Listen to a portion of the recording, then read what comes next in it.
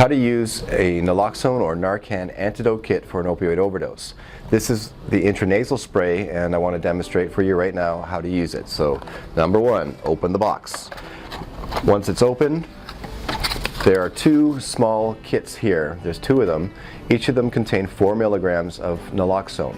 This is 10 times the normal dose that's given as an intramuscular injection because more is needed when it's sprayed to the back of the throat.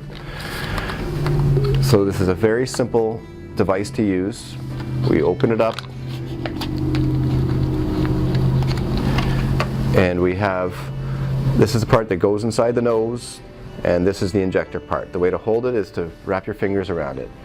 Now before we give this, however, we need to make sure that the patient is in the right position. They need to be on their back, the head needs to be extended, the nose needs to be cleared of any sort of debris if possible, and to not test it, but simply push the plunger, this part here, in and bury this in the front of it right into the nose and plunge it all the way. After that's been done, it should get to the back of, it should be done forcefully as well to make sure it encourages, it's more likely to get some of the fluid to the back of the nose, and basically the body absorbs it, and this can help abate and stop an overdose.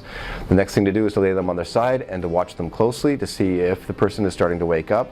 If they're not, then the second dose can be given. So this is the intranasal spray of Narcan or naloxone that's used as the antidote for an opioid overdose. It is injected into the nose. It is pushed here to depress it and release the fluid. But before giving this, to make sure that the patient is on the floor with their head extended and an open nasal cavity so it encourages flow of the antidote. If you or a loved one are looking for help with substance abuse, call our 24/7 helpline at 1-800-615-1067.